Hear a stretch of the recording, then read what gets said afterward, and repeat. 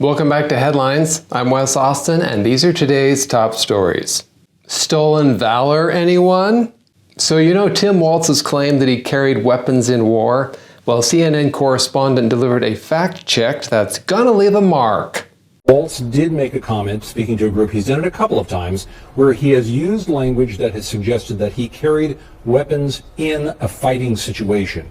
Now here's the clip of Tim Walz that people are talking about. And we can make sure that those weapons of war that I carried in war is the only place where those weapons are at. And here comes the fact check from CNN. There is a difference between being in a combat area, being involved at a time of war, and actually being in a position where people are shooting at you. There is no evidence that at any time Governor Walz was in a position of being shot at. You know it's bad when CNN fact checks a Democrat.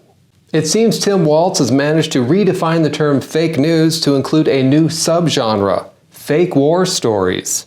Walz is following a Biden campaign strategy, how to invent a war story and still not remember the details.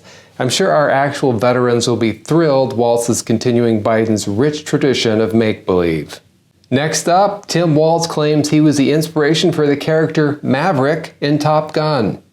According to the Department of Justice, a Romanian businessman facing bribery charges paid Hunter Biden to influence U.S. policy and public opinion. Now that sounds familiar.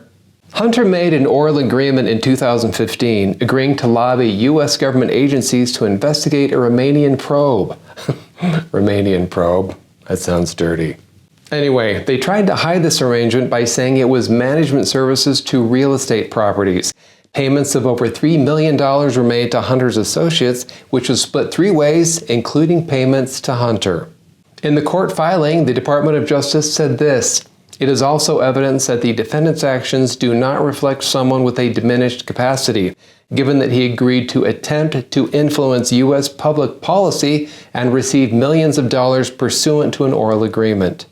That sounds a lot like he was acting like a foreign agent and that he was getting paid for favors to influence policies and actions of the U.S. government. I'm confused. Are we talking about Romania or Ukraine? Was Hunter doing both at the same time?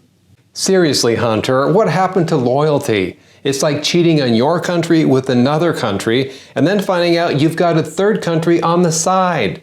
Does no one believe in monogamy anymore? Gwen Walz, the wife of Tim Walz, who was recently chosen by Kamala Harris as her running mate, has caused controversy on social media after a clip of her talking about the 2020 Minneapolis riots went viral.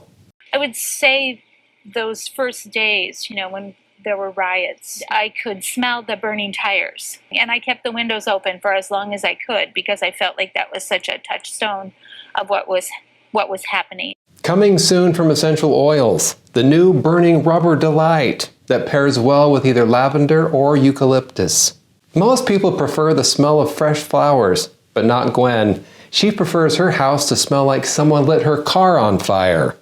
You can take the girl out of Minnesota, but you can't take the riot-induced burning rubber scent out of Gwen Walz.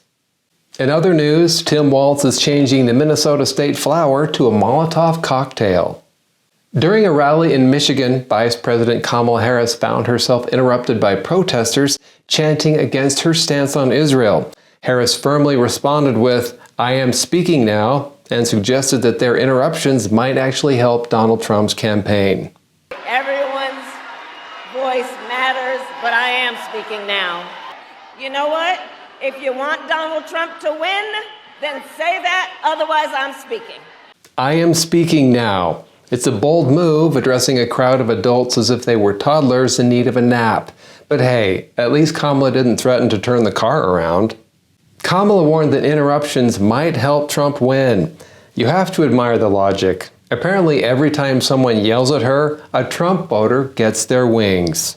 Who knew that the key to winning in 2024 was a well-timed heckle? Thanks for watching Headlines. I'm Wes Austin.